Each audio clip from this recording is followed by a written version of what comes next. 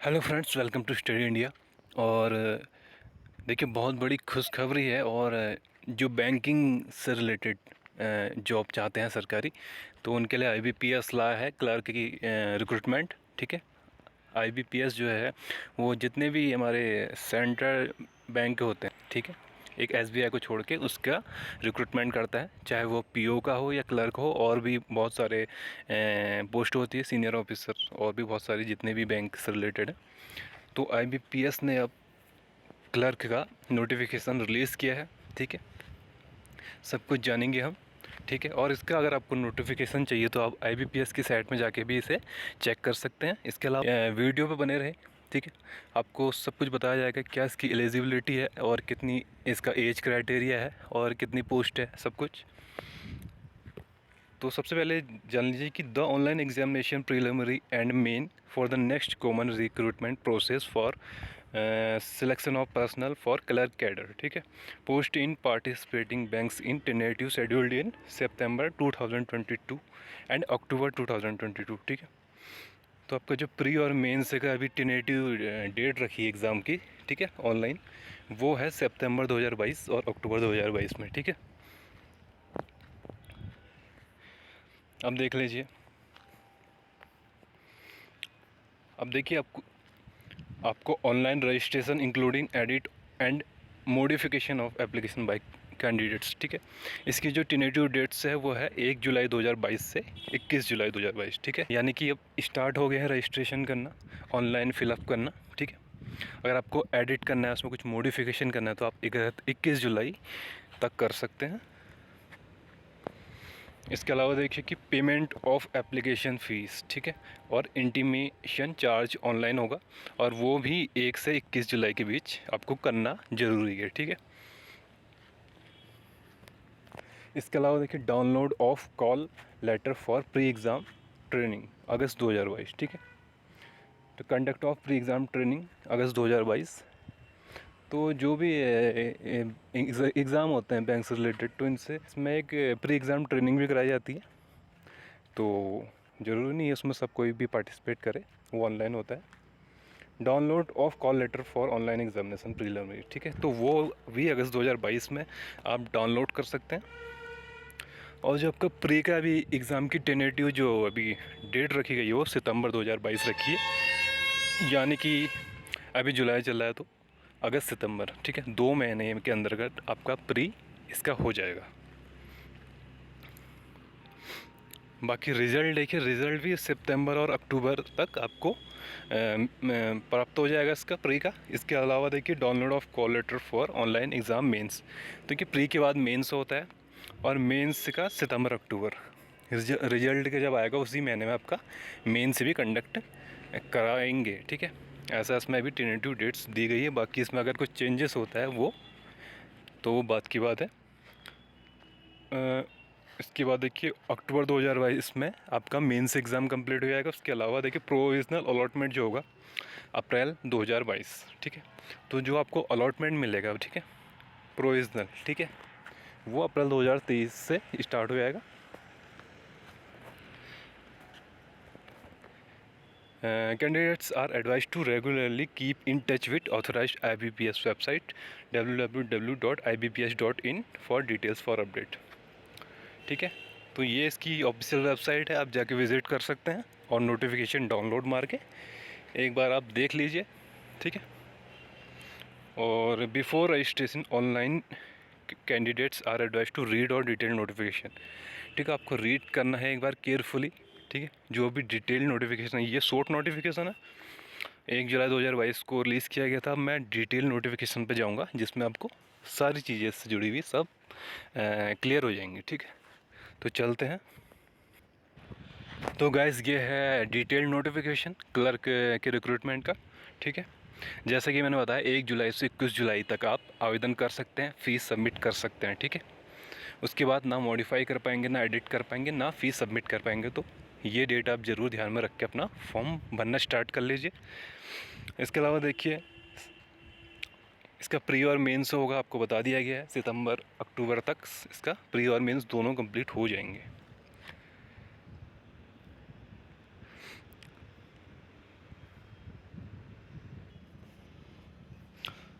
अब देखिए जो बैंक के हैड से जुड़े हुए हैं, जहाँ जहाँ क्लर्क की रिक्रूटमेंट हुई है, वो ये सारे बैंक हैं, देख सकते हैं आप। पूरे जितने भी गवर्नमेंट बैंक है पब्लिक सेक्टर के, वो सब इसके अंतर्गत आएंगे, एसबीआई को छोड़ के ओनली, ठीक है।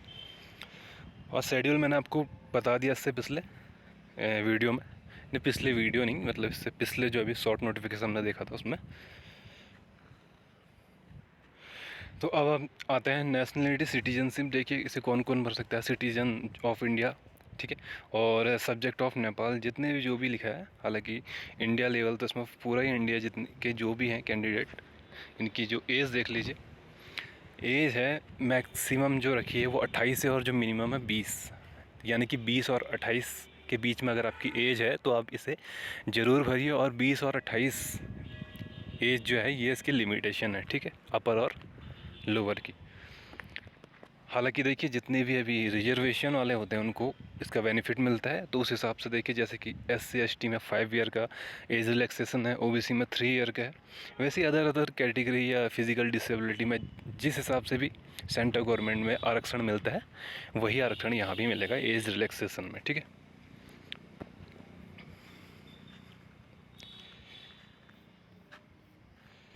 अब आ जाते हैं हम एजुकेशन क्वालिफ़िकेशन में, कि क्या एजुकेशन क्वालिफ़िकेशन होनी चाहिए आपको इस क्लर्क के रिक्रूटमेंट को फिलअप करने के लिए।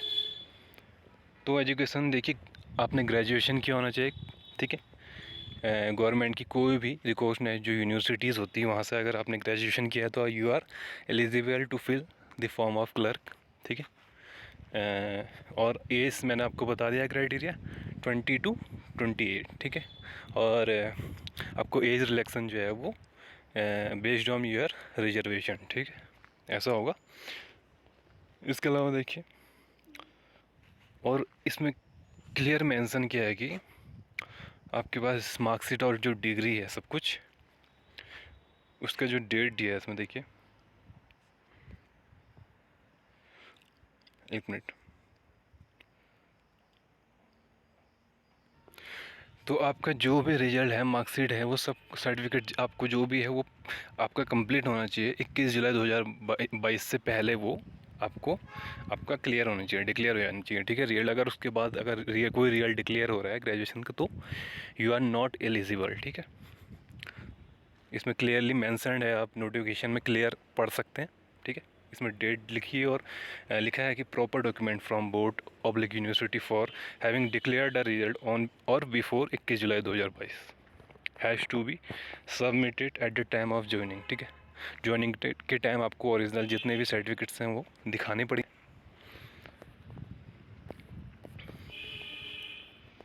बाकी आप देखिए इसमें, और जो है देखिए, अब ऑनलाइन एग्ज़ामिनेशन कैसा होने वाला है इसका थोड़ा सा यहाँ पर चर्चा करेंगे हम इसकी।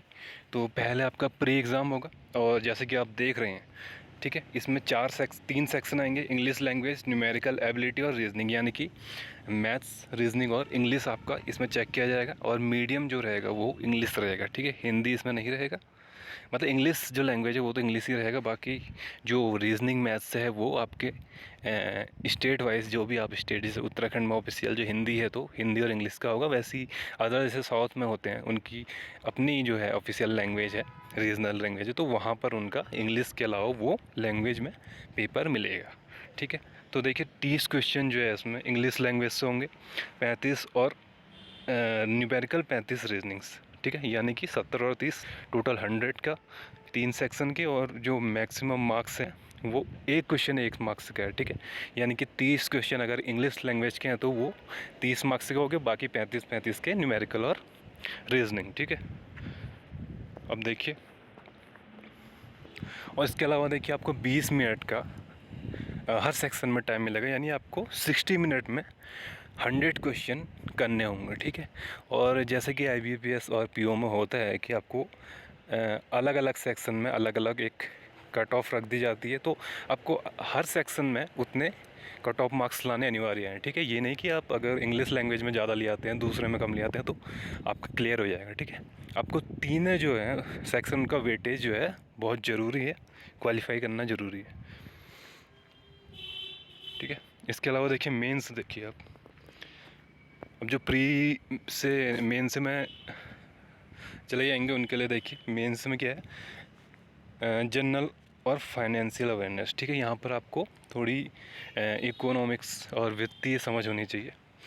बाकी जनरल इंग्लिश सही है, रीजनिंग एबिलिटी और इसमें कंप्यूटर एप्टीट्यूड भी जोड़ दिया गया है, ठीक है, और क्वांटिटेटिव एप्टीट्यूड, ठीक है। मीडियम वही होगा इंग्लिश का इंग्लिश, बाकी जो है आपकी जो रीजनल लैंग्वेज है और ऑफिशियल और इंग्लिश। देखिए नंबर ऑफ़ क्वेश्चन देख लीजिए मेंस के लिए। जनरल और फाइनेंशियल अवेयरनेस के लिए 50 क्वेश्चन रखे गए हैं, बाकी 40 क्वेश्चन इंग्लिश के लिए हैं, 50 क्वेश्चन रीजनिंग कंप्यूटर और एप्टीट्यूड, ठीक है। इसमें 4 सेक्शन है आपके, टोटल 190 क्वेश्चन है और सेम वही है, पर क्वेश्चन 1 मार्क्स। और आपको टाइम जो मिलेगा 35 मिनट इंग्लिश और अवेयरनेस के लिए मिलेंगे, बाकी 45 मिनट जो मिलेगा वो जनरल एबिलिटी और कंप्यूटर एप्टीट्यूड। उसके अलावा क्वांटिटेटिव एप्टीट्यूड के लिए 45 मिनट इसमें मिलेंगे, यानी कि टोटल 160 मिनट, ठीक है। 160 मिनट आपको दिए जाएंगे, जिसमें आपको 190 क्वेश्चन करने हैं। सेम चीज़ इसमें भी है, आपको हर सेक्शन में जो एक क्राइटेरिया रखा जाता है कट ऑफ मार्क्स, वो क्लियर करना पड़ेगा।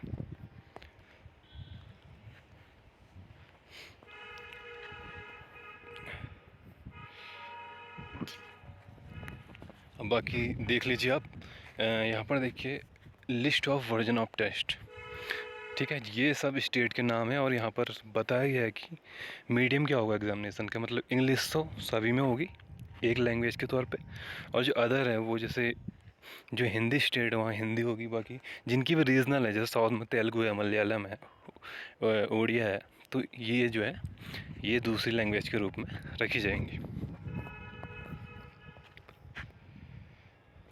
तो ये थी पूरी डिटेल। बाकी वैकेंसी देख लीजिए इसमें, अगर इसमें वैकेंसी का दिया है कि नहीं दिया है। एग्ज़ामिनेशन सेंटर आपको इसमें आपके जो भी स्टेट जो भी आप सेलेक्ट करेंगे वो में, ठीक है। तो आपको इसको रजिस्ट्रेशन करना है, फिल करना है, वहाँ पर जो भी वो डॉक्यूमेंट लगेंगे उसे आपको स्कैन करके उसमें पेस्ट करना है।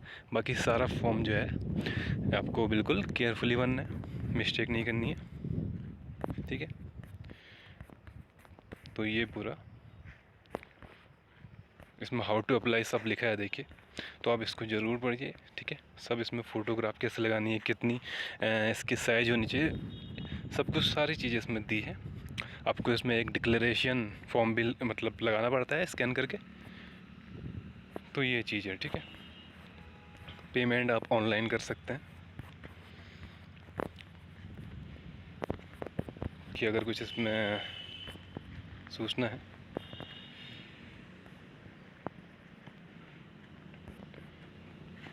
कॉल लेटर आपको अगस्त नहीं सितंबर अक्टूबर में आपको आपका कॉल लेटर भी आ जाएगा, उस प्री आपका एग्ज़ाम उस टाइम होना है। बाकी ये देख लीजिए आप इसमें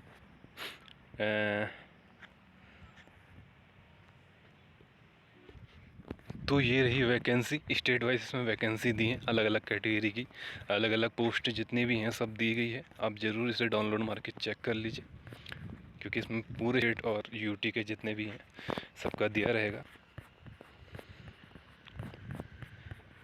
ये देखिए, और इसके अलावा देखिए इसमें प्रीलिमिनरी एग्ज़ाम सेंटर और मेन एग्ज़ाम सेंटर की भी लिस्ट दी गई है, आप ज़रूर चेक कर लीजिए, उसके अकॉर्डिंग आप भर लीजिए, ठीक है। तो ये है, ये था पूरा जो मैंने आपको बताया। ये सेल्फ डिक्लेरेशन इसमें दिख रहा है, देखिए ये कोविड के लिए आपको बनना है।